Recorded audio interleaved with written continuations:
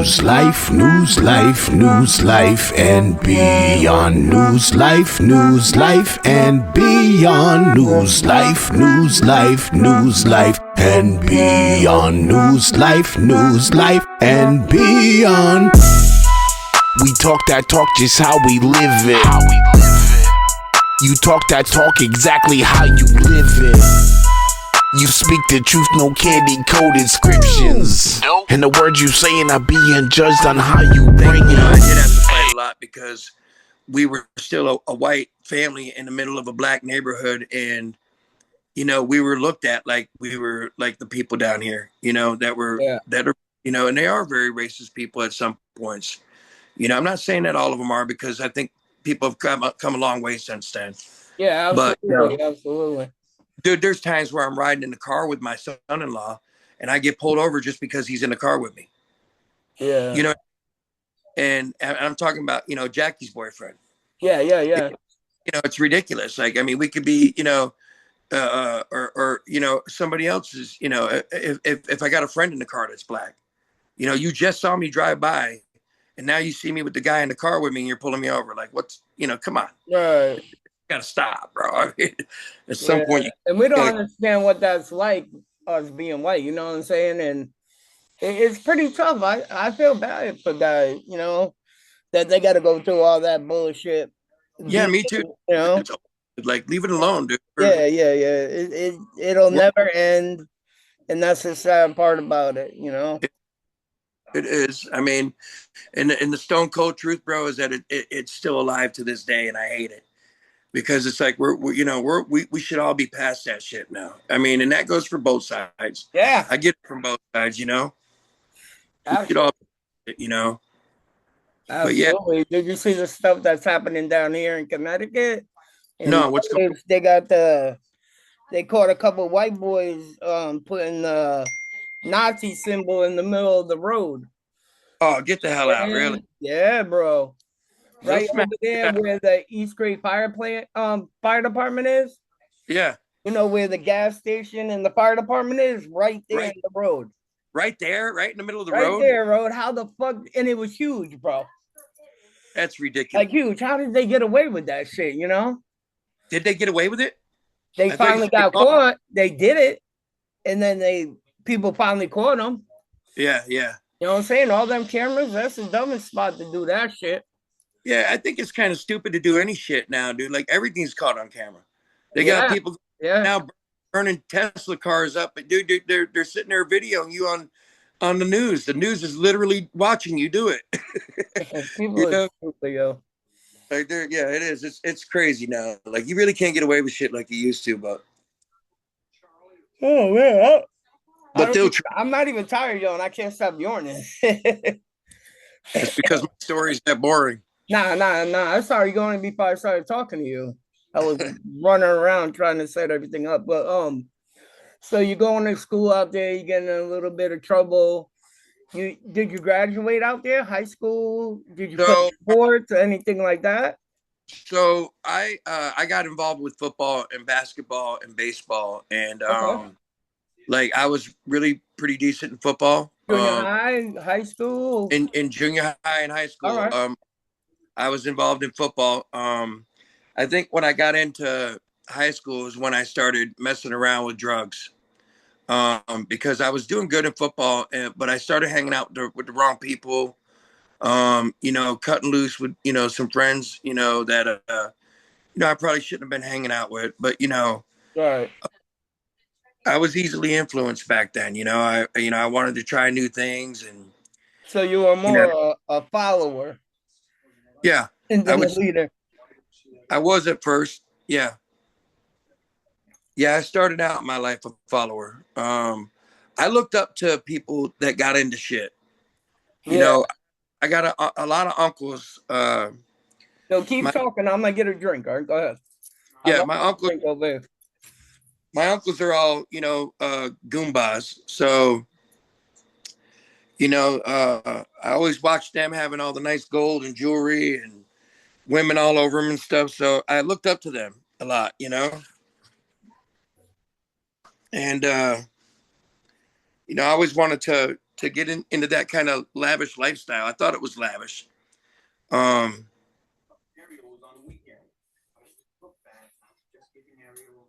So you're saying by the time you got to high school, you had other family living down there around you guys? yeah. So when we first moved down, let me tell you this: we moved down to Texas in 1978. My dad bought land in Neelanville, which is right outside of Greenville, Okay. and they moved my grandparents down for my mom's side. Oh, okay. They were living in a camper, and we were building a house on the property my dad bought. And dude, we're from Connecticut, or I mean, we're from Massachusetts at the time, so we didn't know nothing about no damn Texas tornadoes. Okay, Right. so we all go to our campers after the long day of work building this house. They got the whole house framed up, bro, like completely framed. We go in, mom makes dinner, and all of a sudden we start hearing these sirens going off. We have no clue what they are, but just loud sirens, just So it starts storming. My grandparents come over and get in the camper with us, and dude, it was a terrible storm. The Yeah. next morning we come out, all that work that my grandfather and my dad had been doing, all that was demolished. And my grandparents' camper was literally flattened to like this thick.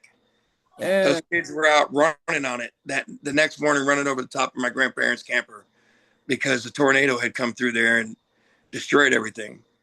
So my dad wound up selling that land and then just moving into downtown Greenville. And that's how I ended up down there in Greenville, right in the middle of the hood. Okay. Okay. That's But crazy. Them tornadoes are crazy. Yo. man, bro, you ain't seen nothing till you've been in one of them. I don't even That's want to be one. You really don't. Oh man. It's cooler to sit and watch a hurricane than to be anywhere near a tornado. Right. Right. Right. I I mean, watched like the couple hurricanes that we had around here. yeah, Like what Gloria, I think that was whack. yeah. And there was another one that was whack. Dude, I compare those to like some of Texas's weakest thunderstorms. Yeah. Yeah. Like their thunderstorms here scare the shit out of you, dude. You Yeah. get hail sometimes that are the size of the golf balls. Sometimes they have softball size hails. Damn. Imagine your car, dude, destroying your damn car. Yeah, They that's crazy. have hail damage on their insurance here. I was just gonna say you guys got different kind of Oh, insurance. oh yeah, I promise you. Yeah, No shit. yeah. So you're in high school, you started following the wrong crowd, doing drugs. Yeah. What was your go-to drug then? So I started out smoking weed at first. So hold on. Let me ask you a question. Let me ask you before we get a little bit further. All right, Seeing your pops go through a drug addiction, this and that, and seeing what he had to deal with and go through, wouldn't you think it would make you not want to be like that? Or was your dad what is that called, bro? When you can work and do all that stuff and still be a functioning addict. Is that what your dad was, or? So I was fortunate enough to not have to really see my dad as an addict. Oh, okay. I saw him as an alcoholic. Okay. So he carried the alcoholism with him, and I think when he came to Texas, he was still smoking weed. Okay. But my dad had a heroin addiction in up north, and when he got away from there, he gave that up. Oh, okay. Okay. He literally, got himself clean. Came to Texas. I think he was even selling weed when he got here to Texas. And back then, they had to do it the hard way. They didn't have no Suboxone. No, and you had to pretty much puke and shit yourself. Yeah. Yeah, you had to. Yeah, he went through a lot. I can tell you that the only thing that what I saw from my dad, honestly, was just the alcoholism. It wasn't. My dad was a happy drunk, but when he wasn't drinking, he wasn't happy. You know what I mean? Wow. He would drink sometimes and then not be, a very nice guy. Yeah. But what I see from my dad was God. My dad gave his life to the Lord and literally turned his whole life around and did a 360. Oh, awesome. Yeah, dude, he became one of the most positive influences in my life. In fact, we'll get into that too. Like Yeah. at my trial, when we went to trial, and the judge, when they were getting ready to sentence me, and the judge asked if anybody wanted to speak, I'll never forget it, dude. So let's My talk about that when we get to you. That way you could, All right, yeah. like, Remind me to get to that because that's yeah, gonna be a yeah, little I hard. will, because when I ask you the question about your I'll girl, forget. I'm saying, just think of it. So what drugs were you doing in high school? So I was just smoking weed in high school. Oh, okay. I think I snapped a few lines of coke here and there. Um, it wasn't until I got out of school that I really started screwing up, and I dropped out of school my junior year. Oh, okay. I did actually go back and get my GED. Why did you drop So when out? I got with, so I kept getting kicked out. Honestly, I got kicked out of Greenville High School because I brought a knife to school and somebody snitched me out. I wasn't, I didn't have any plans with the knife. I wasn't going there to hurt nobody or nothing. I Right. just had the damn knife in my pocket. And then it was actually summer school. I was doing summer school and I was picking my fingernail with a little blade I had in my pocket. And they had pretty much just had enough of me getting in trouble. And I remember Mr. Johnson, the vice principal, had called my father. My father came to get me. They were kicking me out. And when my dad walked in to try to talk to him, he kicked me and my father off the premises and said, if either one of you ever come back here again, I'll have you arrested. Yeah, I guess they were So, talking to you, huh? yeah. But I had been, in the principal's defense, I had been in and out of trouble, the whole time. I had always been fighting. I always had I don't know if it was a testosterone thing, but if I felt challenged, I always rose to the challenge. You know what I mean? If I thought somebody was wanting to throw hands at me, I'm throwing them hands before you get a chance to. Yeah. You know what I mean? I always jumped, and that was the way my father taught me. Son, you don't wait for somebody to put their hands on you. If you think it's going there, bring the fight to them, bring it to their table. And I think, because of me doing that, I earned a reputation of somebody that'll fight, and somebody that can handle themselves. But I also earned a reputation of somebody that's always in trouble. The bad boy. I had a lot of, good girlfriends that I wanted to date that, I couldn't date them because their daddies wouldn't let them talk to me because I was the one that was always in trouble and shit. Right. So, But, and now being a father, I really can't blame them some bitches, for not wanting their daughters to talk to me. You know what yeah, I mean? yeah, agree. Because I know I wouldn't want my daughter hanging out with your ass. You know what I mean? That's because if you're in high school fighting, right? And you beat the dude up or something, maybe they got their people, what I'm saying, came back retaliated, but you're with the girl at the same time, what I'm saying? Could have got hurt or Yeah. whatever. So an incident like that happened. So we moved out of Greenville High School. My parents moved out to Lone Oak. I wound up going to school in Lone Oak for about, I think it was right towards the end of the season when we moved there. And I got kicked out of Lone Oak because I was there for 2 weeks and fought the same cat like 3 times. I beat this dude's ass one time. He came back to fight me the next time.